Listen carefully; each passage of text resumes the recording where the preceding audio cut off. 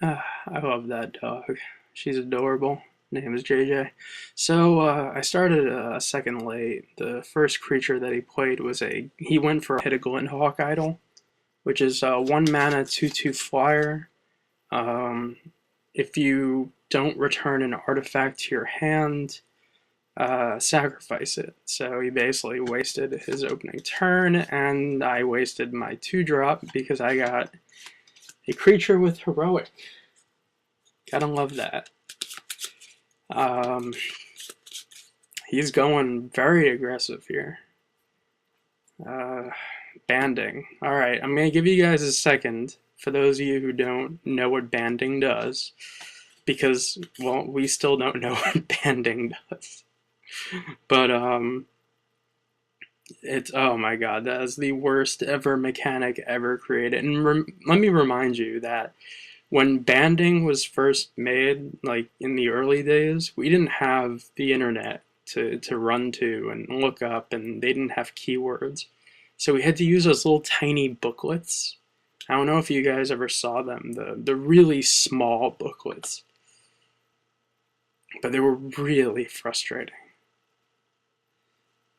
Alright, so hoping for a 3-drop here. I don't know.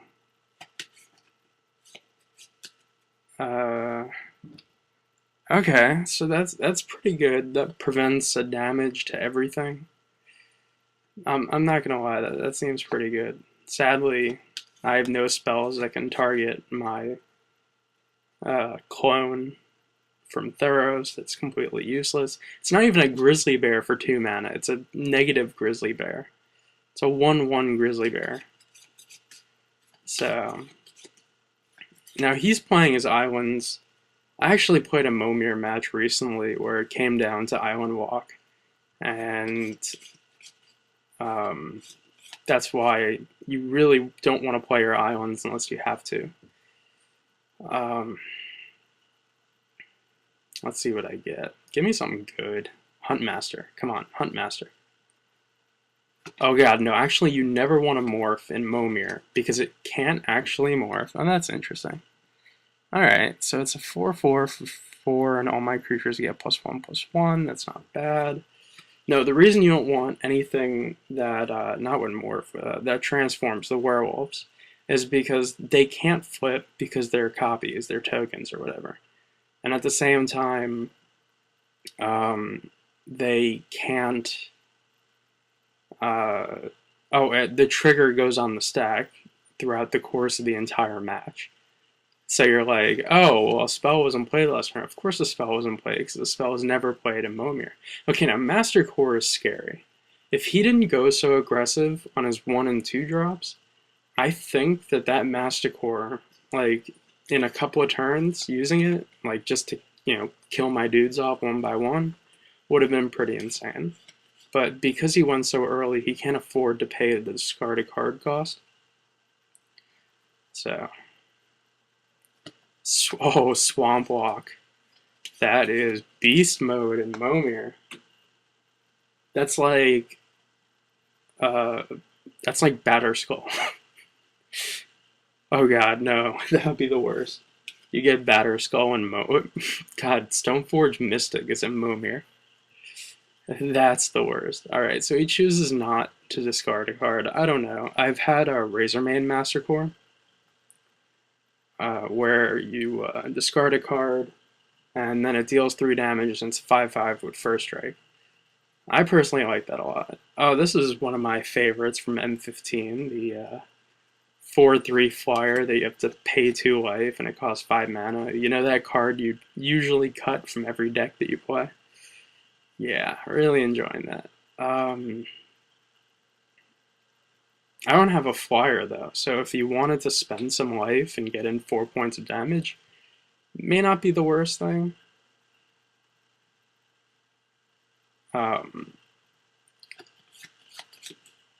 So what really excites me about making YouTube videos? Oh, that's cute. I thought that was Devour, but it's not. It's like Amplify. No, what I really like about making YouTube videos is that you get to see where people are watching these videos. And it's really interesting because, you know, you got people from Netherlands and from Germany and from South America and the Middle East and everywhere, all over the planet, are watching these videos. And it's amazing how far Magic has come, considering that.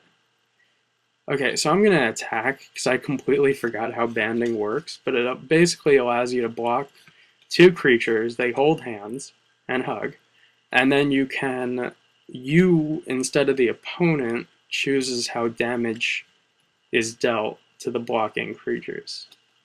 So you could do 2 and 2.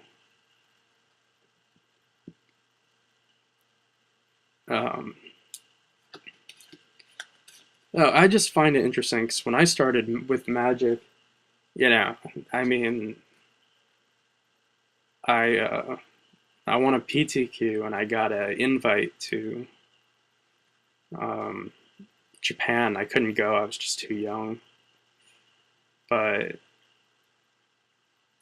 uh, you know, that was like considered insane, like going to Japan. But now it's like, oh, going to Japan, you know, no big deal.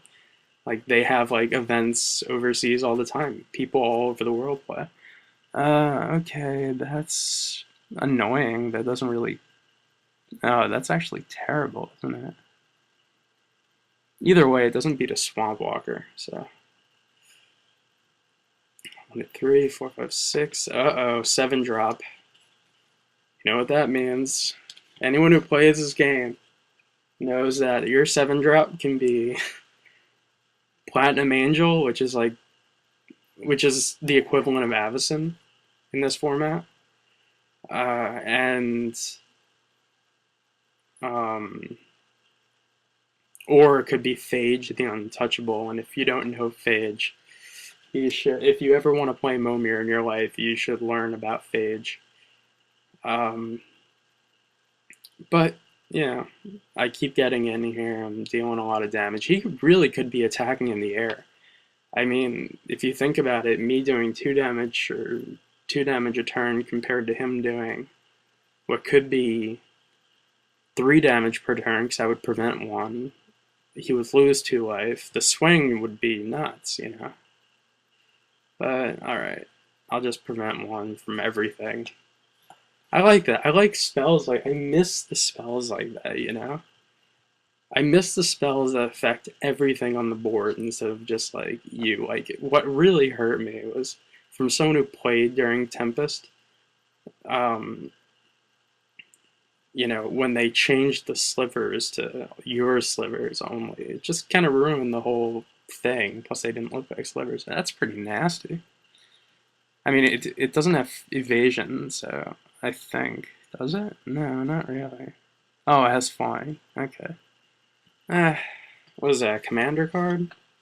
Or is that the Dimir guild leader from the original Ravnica? Which is 100 billion times better than RTR because signets are better than anything.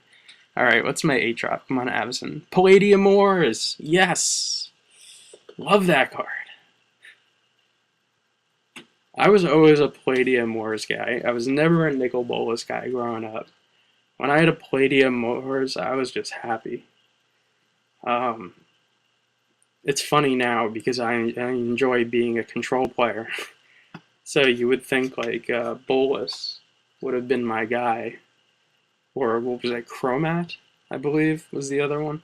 But, you know, Palladium Wars was growing up, was always my dude. Alright, 1, 2, 3, 4, 5, 6, 7, 8. Alright, don't hit an Avacyn. What is that? That is a card. Oh, it's got reach. Alright. So, once again, Swamp Walk is, I guess, Jace the Mind Sculptor of this format. I mean, he could be a little more aggressive. He's really just waiting for like that huge Avacyn style 8 drop. But I have to keep Palladium Wars alive, and I have the ability to. Because I'm getting in damage, so I don't have to use my mana. I can keep Palladium Wars alive and then get up to, let's see.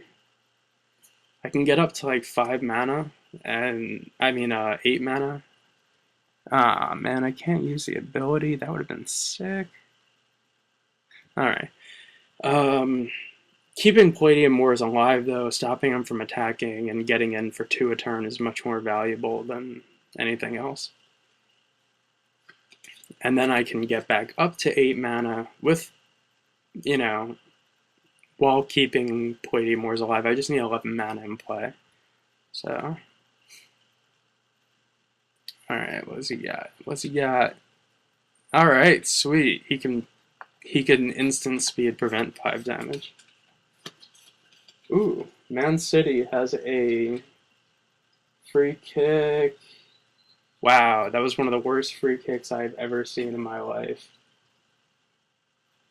David Silva. Oh, no, that's not David Silva. That's Jesus Navas. What are you doing, bro? What are you doing? Alright, so I'm still keeping his flyers at bay with Palladium Moors. Granted, he doesn't have any of the abilities the other ones have. You know, like one of them is if he's untapped, your creatures get +0/+2, I believe, something in that realm. But he's still pretty badass. 7/7 flyer in Naya colors, which at that time were not known as Naya. It was known as red, green, white. So, all right, he's going for another 8-drop, and it's that's cute. All right, so luckily he doesn't have Arcbound Ravager in play. Otherwise, that would have been a problem. But that's a creature that's going to get +1/+1 every turn. So it's going to be an issue. I'm not going to lie. It's going to be a bitch. But I have him at 8 at least, so that's the good thing. 1, 2, 3, 4, 5, 6. So I don't play. I don't go for a creature this turn. I don't feel like I need to, because I kind of have the board state stalled. I'm still getting in with my Swamp Walker, and I got him down to 5. So, I mean, he has guys that are much bigger and stronger than my guys. I don't know why he's not trying to apply any sort of pressure. Instead, he just enjoys dying slowly. Alright, 8-drop. 8-drop. Huh.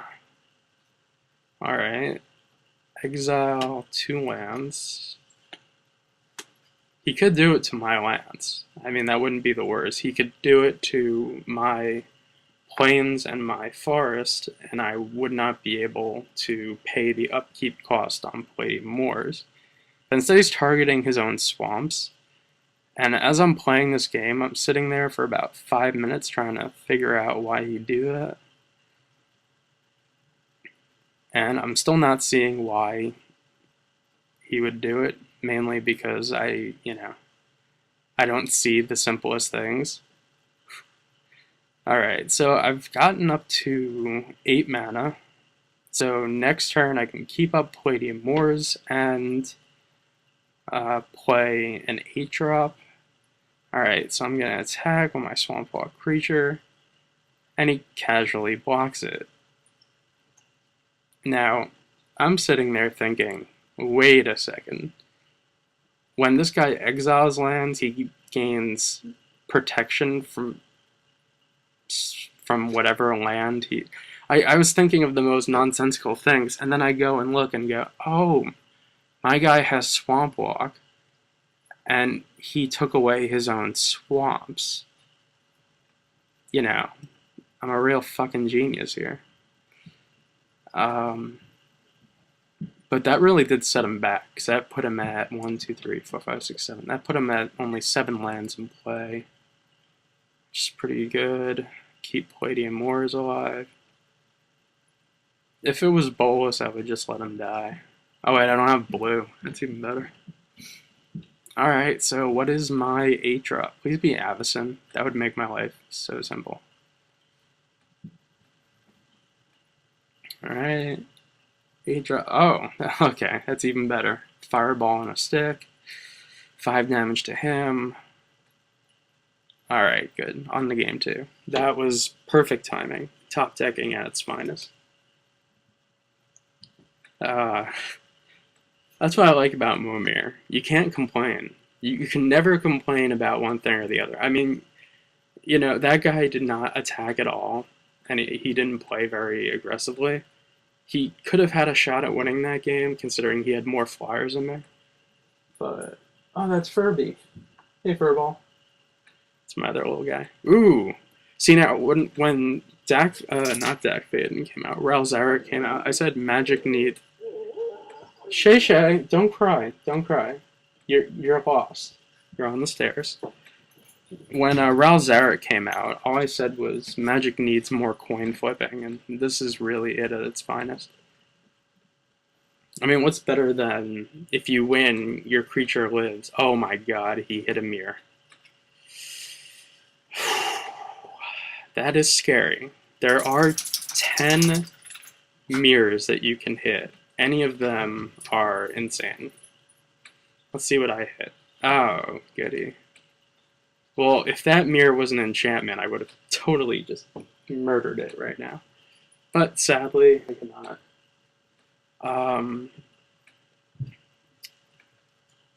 Ooh, at least now I have the mana to sacrifice in case he ever gets a, thank you. In case he ever gets a enchantment. I don't know. You know, there could be creature enchantments. Oh, goody. Maybe if I have like a zombie land. Okay, could you imagine just how nuts it would be if they made a zombie land with Gravecrawler, Lawlith Troll, and... What's wrong? Oh, he's confused. Okay. As Shaky gets a little confused. Alright, so he's using the ability. If he loses, my guy lives. If he wins, we trade.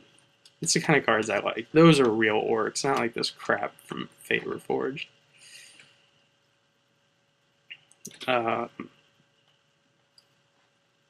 That's why I like Momir, man. These are real cards. And a lot of these cards you've never seen before. What is that? That is the worst luck. Although, I mean, in theory, it is a 6/6, and he, you know, on turn 4, he can return the mirror to his hand. But I doubt he'll... Oh, goody. Soulbond with milling. That's not very good. I mean, it's fine. Like, whatever. Not gonna argue. I can't really do much anyway, because he has a 6/6 until now. So, I'm just gonna mill him, maybe, I don't know, maybe I'll hit Sphinx's Rev off the top. I'm milling him, you know, it's all the good stuff. So he's already at 6. That's why getting a mana accelerant, like a little mana dude, is so important. Oh, Markov Warlord. That is alright, I guess. I mean, it's a 4/4, enters the battlefield, 2 creatures can't block, which is convenient, because I only have 2 creatures in play. And, I can't block, so I'm just gonna mill 2 here. I wonder what I'm gonna mill. I mean, it's craziness, pure craziness. I mean, maybe if he gets the big 8 mana dude that you get to exile any number of lands from your deck and he becomes like a 60/60. Alright, so what's my 5-drop here? Really hope it's not like a generic 5-drop, like something cool. Okay, that card's acceptable. So I'm gonna make my dude a 3/5, which can block his Markov Warlord. And let's see what his turn 6 play will be. Alright, so that's 1, 2, 3. Oh, that's 7. That's dangerous. Nope. Alright, I'm going to give you guys a second to look at this. It basically says on the card, if you play this, and if this comes into play in Momir, you lose the game. It is one of only 2 cards that will cost you the entirety of the game.